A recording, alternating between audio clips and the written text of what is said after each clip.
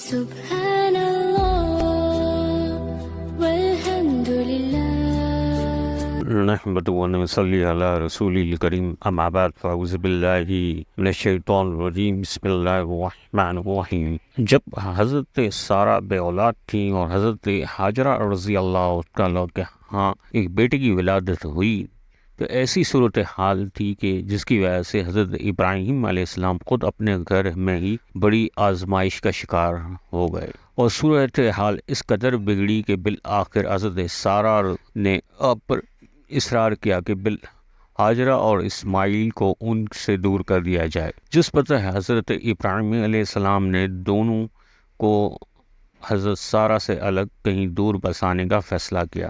چنانچہ وہ ان دونوں کو لیے ہوئے اس وقت اپنی جائے اقامت یعنی فلسطین سے روانہ ہوئے، اور پہاڑوں اور بیابانوں سے اور چٹیل میدانوں سے مسلسل سفر کرتے ہوئے آخر کا ایک ویران و سنسان مقام پر پہنچ کر رک گئے۔ حضرت ہاجرہ اپنے شیرخوار بیٹے اسماعیل کو گود میں لیے ہوئے زمین پر بیٹھ گئیں، جبکہ حضرت ابراہیم علیہ السلام ابھی بیٹھے بھی نہیں تھے کہ کھڑے کھڑے اچانک مڑے اور واپس چل دیے۔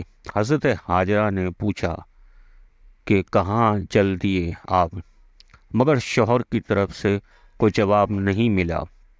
دوبارہ پوچھا، ہمیں یہاں اس ویرانے میں چھوڑ کر آپ کہاں چلے جا رہے ہیں، مگر اس بار بھی کوئی جواب نہیں دیا۔ آخر تیسری بار یوں پوچھا، کیا آپ کو اللہ نے حکم دیا ہے؟ آپ کو اللہ نے یہ حکم دیا ہے؟ تب حضرت ابراہیم علیہ السلام رک گئے، پلٹ کر پیچھے دیکھا اور فرمایا، ہاں۔ اس پر ہاجرہ نے کہا، تب اللہ ہمیں برباد نہیں ہونے دے گا۔ اس کے بعد حضرت ابراہیم علیہ السلام ان دونوں کو چھوڑ کر وہاں سے روانہ ہو گئے، اور کچھ دور چلنے کے بعد جب ان کی نظروں سے اوجھل ہو گئے تو ایک جگہ رک کر پہاڑی کی اور سے اس مقام کی طرف دیکھتے ہوئے جس کے بارے میں انہیں من جانب دی گئی کہ آخر یہاں اللہ کا گھر تعمیر ہوگا، جو کہ تمام دنیا انسانیت کے لیے توحید کا مرکز اور رشد و ہدایت کا منبع قرار پائے گا، خوب گڑ گڑا کر اللہ سے دعا اور مناجات میں مشغول ہو گئے۔ پوری دعا اور سورہ ابراہیم میں ملاحظہ ہو آیت نمبر 35 سے 41۔ اس دعا میں حضرت ابراہیم علیہ السلام نے اللہ سے اپنے اولاد کے لیے دین و دنیا کی صلاح و فلاح، خیر و خوبی کا سوال کیا۔ چنانچہ امن، امان، سکون و اطمینان، شرک اور بت پرستی سے حفاظت، نماز کی پابندی کی توفیق، لوگوں کے دلوں کو ان کی طرف مائل متوجہ کر دینا، ان کے لیے رزق انتظام، اور پھر رزق پر اللہ کا شکر ادا کرنے کی توفیق۔ چنانچہ اس جامع دعا میں اللہ سے اپنی اولاد کے لیے بیک وقت دین و دنیا دونوں کی خیر خواہی خوبی مانگی۔ اس سے معلوم ہوا کہ اپنی اولاد کے لیے دینی صلاح و فلاح کی دعا کے ساتھ ساتھ ان کی معاشی بہتری اور دنیاوی خیر و خوبی کے لیے بھی دعا اور محنت و کوشش، توکل علی اللہ یا تعلق مع اللہ کے منافی نہیں ہے، بلکہ یہ تو اسوہ انبیاء ہے، اور یہی پیغمبرانہ استقامت و حسن انتظام کی مثال ہے۔ ایک پہلو کی رعایت کے وقت دوسرا پہلو کسی نظر انداز نہیں ہوتا۔ چنانچہ اس موقع پر حضرت ابراہیم علیہ السلام حکم کی تعمیل میں اگرچہ اپنے اہل و عیال کو اس ویرانے سنسان مقام پر چھوڑ کر وہاں سے روانہ ہو گئے، یوں حضرت ہاجرہ اور شیرخوار بیٹا اسماعیل ان کی نظروں سے اوجھل تو ضرور ہو گئے، لیکن وہ ان کی رعایت و نگہبانی اور ان کے لیے فکر مند کے فریضے سے غافل ہرگز نہیں ہوئے، اور خوب گڑ گڑا کر اپنے رب سے ان کے لیے یوں دعا فرمائی۔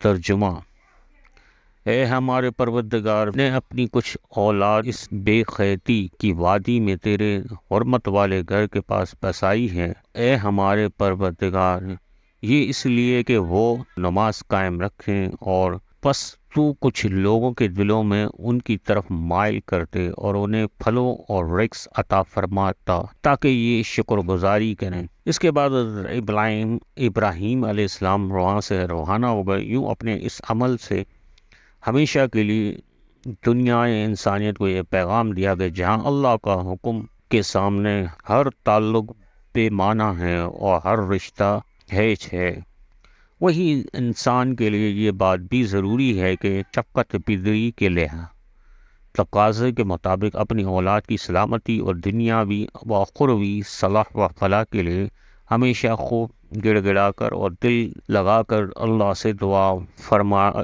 فریاد کیا کریں۔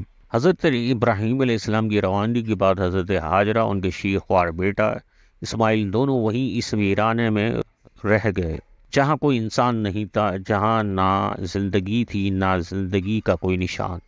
تھوڑی بہت جو خوراک تھی وہ ختم ہو گئی۔ اب انہیں بھوک اور پیاس نے ستایا۔ شیر خوار بچے نے بری طرح رونا بلکنا شروع کر دیا۔ حضرت ہاجرہ اس ویرانے میں حیران و پریشان پانی کی تلاش میں ادھر ادھر نظریں دوڑانے لگی۔ قریب ہی ایک ٹیلا صفا نظر آیا۔ اس خیال سے اس کے اوپر چڑھ کر نیچے کے اوپر بلندی سے دور تک نگاہ جائے گی اور یوں شاید کوئی انسان یا کھانے پینے کا کوئی سامان نظر آ جائے، لیکن وہاں ایسی کوئی چیز نظر نہ ہے۔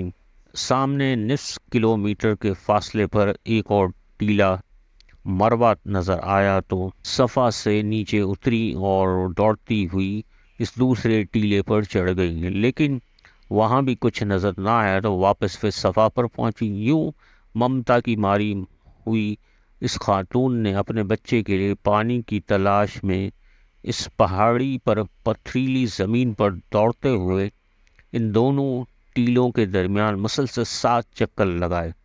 7ویں چکر کے اختتام پر جب مروہ پر کھڑی ہوئی تو نہایت ہی بے چینی کے ساتھ ادھر ادھر نظریں دوڑا رہی تھی کہ اچانک انہیں ایک آواز سنائی دی۔ پلٹ کر دیکھا تو بچے کے قریب کسی کو کھڑا ہوا پایا، جو در حقیقت حضرت جبریل علیہ السلام تھے، جنہوں نے وہاں اس مقام پر اپنا پر زمین پر مارا جہاں بچہ مسلسل روتے ہوئے بلکتے ہوئے اپنی ایڑیاں رگڑ رہا تھا۔ تب اللہ کے حکم سے اس سنلاخ اور پتھریلی زمین سے زمزم کا چشمہ پھوٹ پڑا۔ یوں حضرت ہاجرہ شیر خوار لخت جگر حضرت اسماعیل کے لیے من جانب اللہ وہاں زندگی بسر کرنے کا انتظام کر دیا، اور یوں یہ دونوں ماں بیٹا مستقل طور پر اس جگہ پر قیام پذیر ہو گئے۔ لہٰذا یہی دونوں نفوس قدسیہ اس مقدس ترین خطۂ زمین یعنی شہر مکہ کے اولین مکین تھے۔ وقت کا پہیہ چلتا رہا۔ ایک روز ملک یمن سے تعلق رکھنے والے قبیلہ بنو جرہیم ایک قافلہ جب وہاں سے گزر رہا تھا، انہوں نے اچانک وہاں ایک پرندہ اڑتا ہوا دیکھا۔ انہیں حیرت بھی ہوئی اور مسرت بھی، کیونکہ اس بات کی علامت تھی کہ یہاں قریب و جوار میں کہیں پانی موجود ہے، جبکہ اس سے قبل انہیں یہاں کوئی پرندہ نظر نہیں آیا تھا۔ علم کے مطابق ماضی میں یہاں پانی کا کوئی نام و نشان نہ تھا، جبکہ اب پرندہ نظر آیا ہے تو انہیں اس سرگرمی سے پانی کی تلاش شروع کی، جس کے نتیجے میں وہ جلد ہی زمزم تک جا پہنچے۔ حضرت ہاجرہ سے ملاقات ہوئی تب انہوں نے ان سے گزارش کی کہ ہمیں یہاں مستقل قیام کی اور اس پانی سے استفادہ کی اجازت دی جائے۔ غور و طلب بات یہ ہے کہ وہ پورا قافلہ تھا، جبکہ دوسری طرف محض ایک عورت اور ایک کم سن بیٹا۔ اگر وہ چاہتے تو زبردستی بھی قبضہ کر سکتے تھے، لیکن انہوں نے یہ ایسا نہیں کیا۔ اعلیٰ اخلاق و کردار کا مظاہرہ کرتے ہوئے محض گزارش کی اور اجازت چاہی، جس پر حضرت ہاجرہ نے انہیں اس شرط پر اجازت دی کہ وہ پانی سے استفادہ تو کریں گے، لیکن اس پر ان کا کوئی حق ملکیت نہیں ہوگا۔ یہ حق بدستور ان کے پاس ہی رہے گا۔ چنانچہ اس شرط کو قبول کرتے ہوئے وہ لوگ مستقل وہیں آباد ہو گئے۔ یوں مکہ کی آبادی بڑھتی گئی، حتیٰ کہ حضرت اسماعیل علیہ السلام جوان ہو گئے اور ان کی والدہ نے ان کی شادی اس قبیلے بنو جرہیم میں کرا دی۔ یوں حضرت ابراہیم علیہ السلام کی نسل کا یہ سلسلہ حضرت اسماعیل علیہ السلام جو کہ حضرت ہاجرہ سے تھے کے توسط سے مکہ مکرمہ میں بڑھتا چلا گیا، جبکہ دوسری طرف فلسطین میں حضرت ابراہیم علیہ السلام کی نسل حضرت اسحاق جو حضرت سارہ رضی اللہ تعالیٰ سے تھے کے توسط سے مسلسل بڑھتی چلی گئی، اور آخر یہی لوگ بنی اسرائیل کہلائے۔ ہماری ویڈیو کو لائک کریں، خوب شیئر کریں، ہمارے چینل کو سبسکرائب کریں۔ شکریہ۔